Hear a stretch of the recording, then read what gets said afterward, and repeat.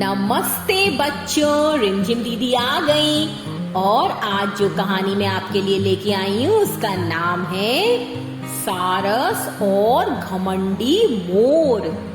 बच्चों, एक जंगल था। उस जंगल में हर तरह के पशु और पक्षी रहते थे। सारे ही बड़े प्रेम से आपस में हिलमिल कर रहते थे और एक दूसरे को बहुत ही प्यार और इज्जत देते थे। उसी जंगल में बच्चों एक घमंडी मोर भी रहता था, जिसे अपने सुंदर पंखों पर बड़ा घमंड था। वो बड़ा इतराता था और सबसे कहता फिरता था, मेरे तो पंख कितने सुंदर हैं, देखो। बच्चों, जब बारिश आती थी वो गाना गाता था, बारिश की बूंद गिरे छम छम, छन छन छन छन छन छन छन, नाचू मैं मोर बन सुंदर, नाचू मैं मोर बन सुंदर।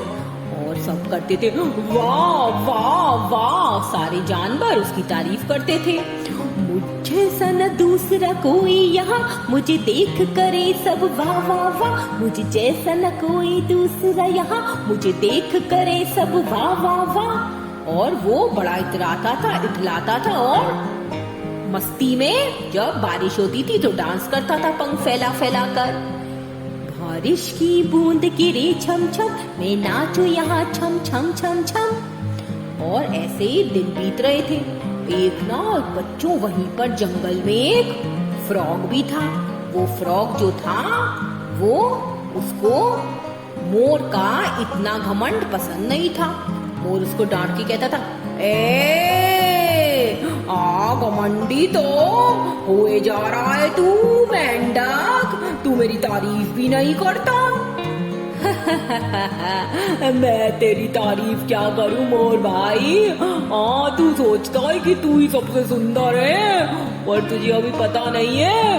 काश काश कि तू अपने से ज्यादा सुंदर जानवर से या पक्षी से मिले, तब तुझे एहसास हो। अच्छा, चलता है तू मेरे से, मुझे पता है मेंढक के बच्चे सारे टाइम टर्र टर्र करता रहता है। और ऐसा कहकर मोर आगे बढ़ गया। वो झील के किनारे आया। झील के किनारे आकर उसने देखा कि पानी के अंदर एक सफेद रंग का कोई पक्षी खड़ा हुआ है। उसने वो पक्षी पहले कभी नहीं देखा था। वो उसको देख के कहता है, अरे भाई, कौन हो तुम?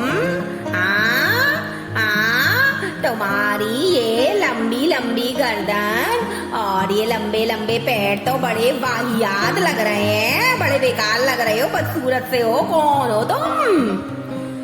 अरे भाई, मैं तो सारस हूँ, यही पानी में रहता हूँ। अच्छा, तो तुम सारस हो। देखो देखो, मेरे पंख देखो कितने खूबसूरत है। सारे जंगल के पशु और पक्षी दोनों मेरे पंखों की बड़ी तारीफ करते। तुम भी तो कुछ तारीफ करो। अरे सारस भाई, कुछ तो तारीफ कर दो।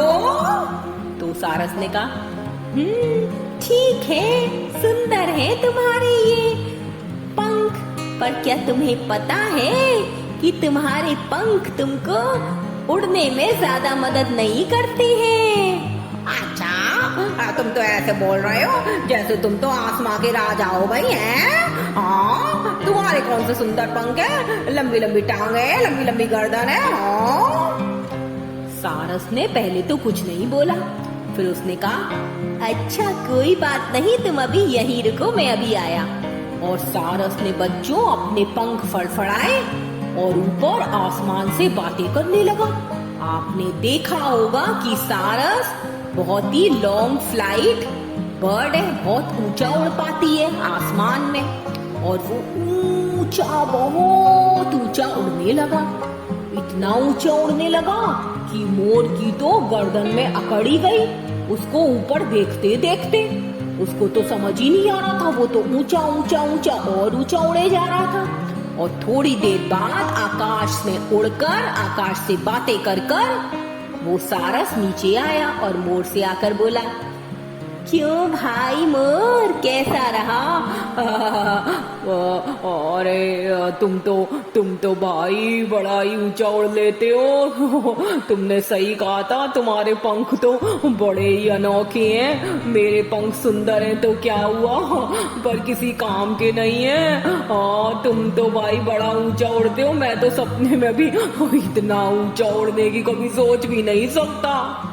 हाँ, तो यही तो मैं बोल रहा था तुमको मोरस बामोर भाई, कि कभी भी घमंड मत करो। तुम्हें अपने सुंदर पंखों पर घमंड है, पर तुम्हारे सुंदर पंख किसी काम के तो है नहीं है। माफ कर दो सारस भाई, तुम सही कहते हो। हाँ, तुम्हारे पंख देखो तुम्हें कितना ऊपर ले जाते हैं। अरे भाई, मेरे से तो बड़ी गलती हो गई, माफ कर दो। दूर से खड़ा हुआ फ्रॉग ये सब देख रहा था और फ्रॉग ने कहा, अरे मजे आ गए, मोर की मुलाकात सारस से हो गई और मोर को अपनी अकल पर पत्थर जो पड़े हुए थे वो उसको अकल आ गई। मोर का घमंड चूर हो गया। थैंक यू सारस भाई, थैंक यू। और बच्चों, फिर मोर ने आगे से अपने ऊपर घमंड करना बंद कर दिया। वो अब शांत हो गया था, दूसरे लोगों से अच्छे से बातें करता था। तो आपने क्या सीखा इस कहानी से? कि कभी भी अपने सुंदरता पर घमंड नहीं करना चाहिए। सबसे मिलजुल कर हंस बोलकर साथ में रहना चाहिए।